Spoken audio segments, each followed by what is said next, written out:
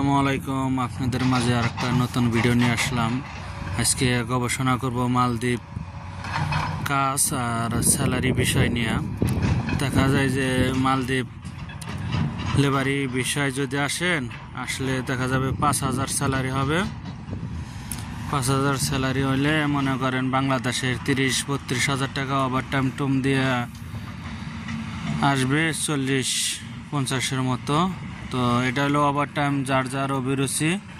Overtime কত কোম্পানিতে থাকে কত কোম্পানিতে থাকে না।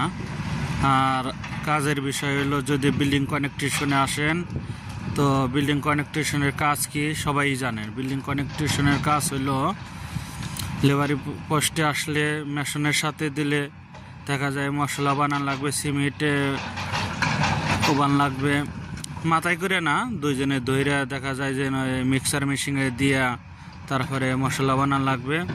আর যদি স্কারফোলিংয়ের সাথে দেয় তো মনে করেন পাইপ, আমরা বাংলাদেশে যেটা পাইপ বলি আর এই দেশে স্কারফোলিং বলে, ওটা মনে করেন লাগান লাগবে। কি আপনি হেলপারিতে আসলে ওটা আইগে দেওয়া লাগবে সাবান।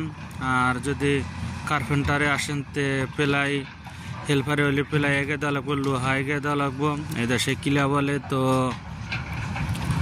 আশা করি সব বুঝতে পারছেন। বিল্ডিং কনস্ট্রাকশন হলে সব সময় হেলমেট, জুতা, সেফটি শো পায়ে দিয়ে থাকা লাগবে, সব সময় সেফটি ফলো করা লাগবে। আর একটা হইলো বিষয়, যদি বিল্ডিং কনস্ট্রাকশনে না এসে অন্য কাজে আসেন, মালদ্বীপ দেখা যায় আইল্যান্ডের মধ্যে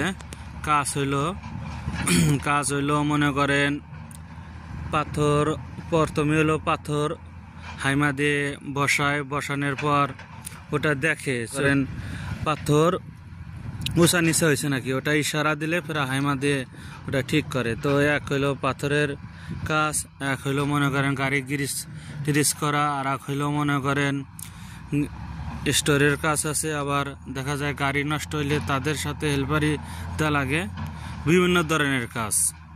তো আজকে এইটুকাই আলাপ সালাপ করলাম, আপনাদের মাঝে কথা তুলে ধরলাম। যদি ভালো লাগে তো অবশ্যই আমার চ্যানেলে লাইক, শেয়ার, কমেন্ট করে যাবেন।